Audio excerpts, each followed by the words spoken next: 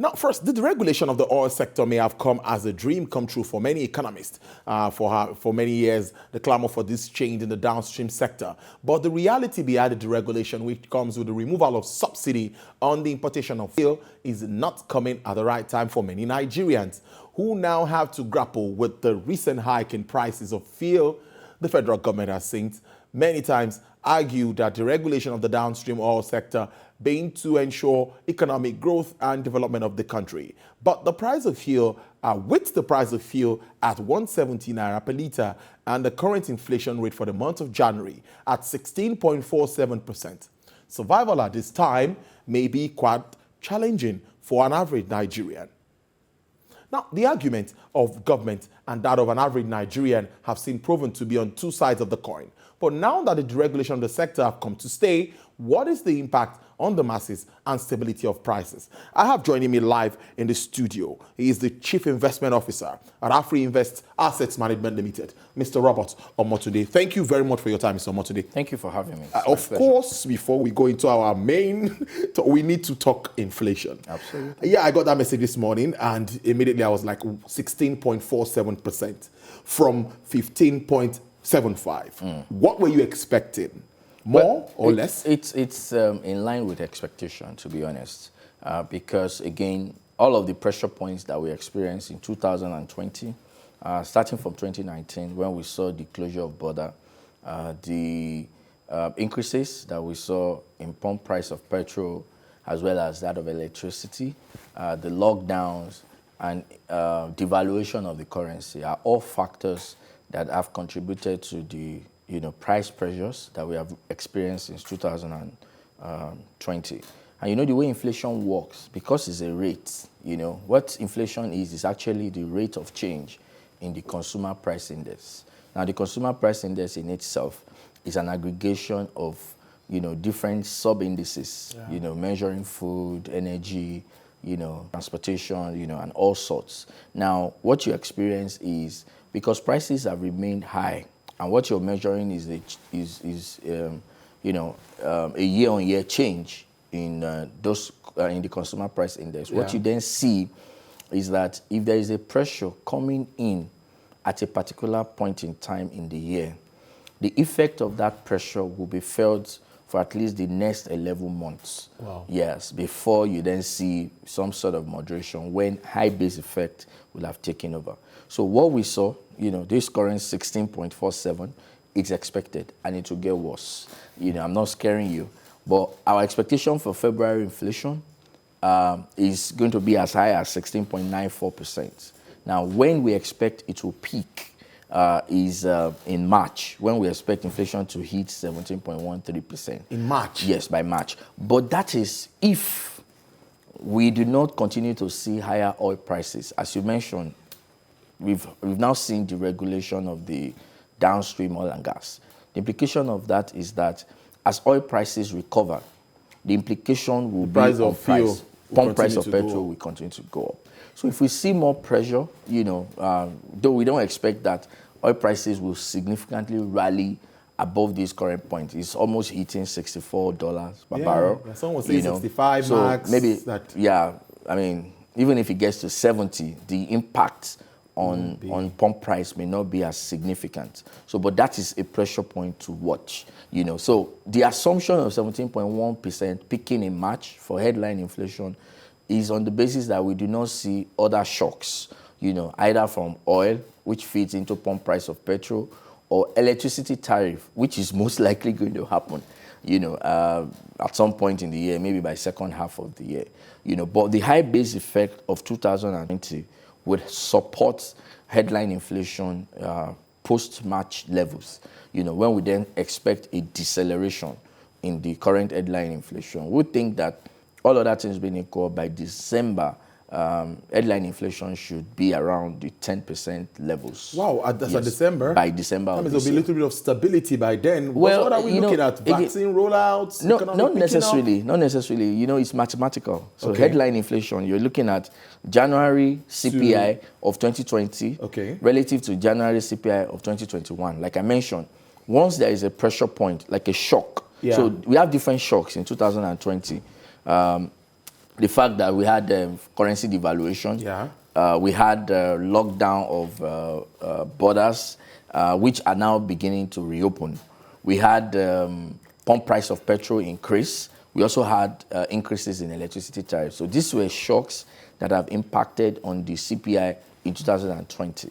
Now that the status quo is still maintained, at least on the electricity angle, it's only on the pump price of petrol that you still expect some increases. So the gradual deceleration is not so much of anything major happening, but the fact that because of the mathematical computation for headline inflation, you're seeing a moderation as a result of the high base effect of 2020. Do you understand? So if anything, we may still even see more pressures. Like I mentioned, if oil price should get to as high as 70, the implication on pump price of petrol could be as high as 10% increase in the current pump price. Electricity tariff, if you see any major change again, 20% is major on the CPI because energy contributes close to about 15% of the current consumer price index. So if you look at those factors, they are likely to even say, okay, you expect more pressure point. But nonetheless, whatever the case is, and given what we have been able to read, we may not see high level of inflation as we saw last year. And that's why we are saying we expect that it will peak around March of this year. So by February, we'll still expect, which is the month we are in currently, by the time we are seeing the inflation figure for March, by March, we expect it to hit at as high as 16.9%. And by March 2021, it should be as high as 17.1. Like you said, increases were recorded in all the COCI, COP divisions all across. Let's look at food. Yep. That's always very important. Everyone wants to talk about food. What do you make of the figures from food and with all the 20%. issues that we have? Yeah. It's worrisome. Some people can't even go to their farms. Absolutely. The insecurity issues is also, or they are also contributing to what we are seeing in terms of food inflation. Today we are talking about above 20% food inflation in Nigeria, and which is why most times when we compute inflation, we also try to look at the core. The core is to exclude the volatile item. In this part of the world, food is a volatile item, that is often excluded from the computation of the headline inflation. But the insecurity issues, like I mentioned, are one of the issues that continue to affect the headline inflation. the food inflation in the country. The fact that this period is not, moving close to, period where, harvest is over, people are going into planting. The months where planting will occur naturally are months where you expected increases in food prices. That coupled with, some other issues we have around, exchange rates and the fact that when people want to bring in their, produce from outside the country, they have to spend more, everything, drills down into those prices. And that's why you will see that food inflation is still, currently high. And like I mentioned for headline, we will still expect that we'll still see that pressure in February and then in March. Perhaps by April, that's when we'll now start to see some moderation, even in food inflation. The unfortunate thing, however, is, the nature of an average Nigerian. When you look at the consumer wallet, it's been pressured for a very long time. That's just it. We still remain the poverty capital of the world. COVID has affected some livelihood. People who are not able to, either unemployed or who lost their job during the COVID, and they may not have recovered as at that point in time. So what you then expect is that people then, the misery level of people is higher. As economists, we'll talk about inflation and unemployment. When you add those two together, it shows you how miserable a country is. So today we are talking about, if you pick our underemployment and employment rates, wow, that one is it's closer to over 40%. Over 40%. And then you add that to inflation at 16.47. That is almost 70% of misery. Again, government would say they are trying their best, palliative, central bank is coming up with different programs, just to cushion the effect. But the truth remains that whatever will fundamentally change the standard of living of the people, it cannot be a palliative. It has to be a deliberate policy that would address critical sectors of the economy that can create jobs and make people, increase the earning power of people so that they can at least, earn a living for themselves. Well, let's look at states before we move to deregulation fully. Now, I saw Kogi State or so, highest in inflation and other states. What's happening with regards to all of these states? What's your ratings or how do you react to the figures? Well, you would expect that a state like Kogi, that is, quite close. If you see where most of the food items we eat come from, is from the, northwest, or central, middle belt, and I would think that Kogi is within the north central. Yes. So even in terms of transportation of goods from one place to the other, you would expect that it will get to Kogi faster than it will get to Lagos.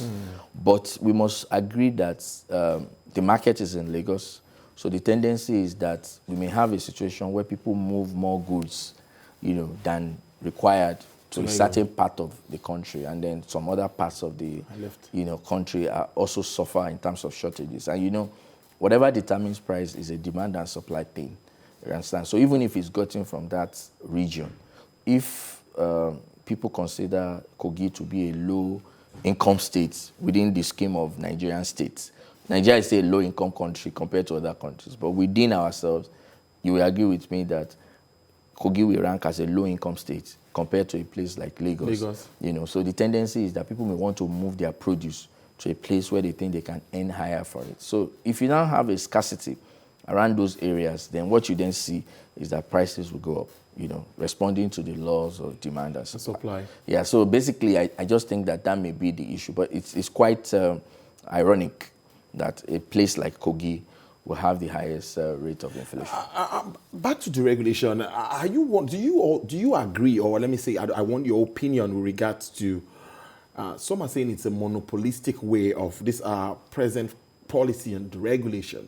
NNPC is the sole importer of products, and when the products are bought in, you want it to be sold at a particular price, and we're having issues with even distribution at the moment. But my question is, there's no subsidy in our budget.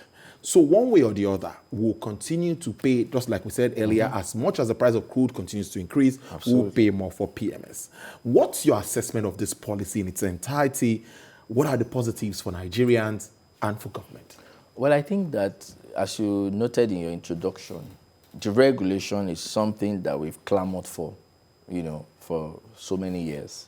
It's just unfortunate that it has to be implemented in a COVID year, like 2020, where we had other pressures, people are out of jobs, people had no earning power, and then they now have to pay more for electricity, they had to pay more for fuel, But the thing is, it was also an opportunity that government could not have missed. If they missed the opportunity to deregulate in 2020, I don't know when we will have that opportunity again. Because if you look at the revenue fundamentals of government, it's been weak, and in 2020, we still had, a lot of borrowings. Government even had to turn to the central bank to bail out, for most of its borrowing. And we are all complaining about the level of ballooning, debts that we have. And recently, the Debt Management Office even had to approach, or through the Ministry of Finance, is planning to approach the National Assembly to increase the debts to GDP level from 25% to as high as 40%, so that the government can borrow more and will still be within the provisions of the law. Now, all of this put together means that even government does not have enough money to run its own operations. I'm afraid that we have gotten to a level where some of government spending, or borrowing, are used to fund recurrent expenditure. Clearly, this is not sustainable. We've advocated that in addition to, as you put more burden on the people, government need to also watch, the pattern of spending, especially recurrent. It is not sustainable to approach the debt market or any other source of borrowing to fund recurrent expenditure. It's going to create problem down the line, because government will have this sense of, having resources that it does not have, because they can always turn to the market and borrow. So that's the only dangerous path I see in the level of borrowing of government. aside from that, government, as we have it now, may not have the capacity to continue to fund subsidy. And again, because the economics does not make sense for the government to continue to do that.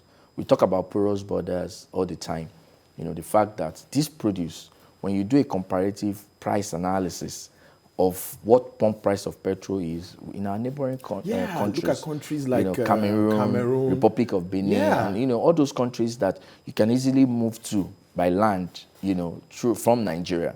So you find out that some of those produce find their way to those other countries, and you see our consumption on a, I think on a monthly basis is now down to about 56 million liters. 56 million liters. I mean, that clearly shows to us that the whole of the consumption may not be here in Nigeria.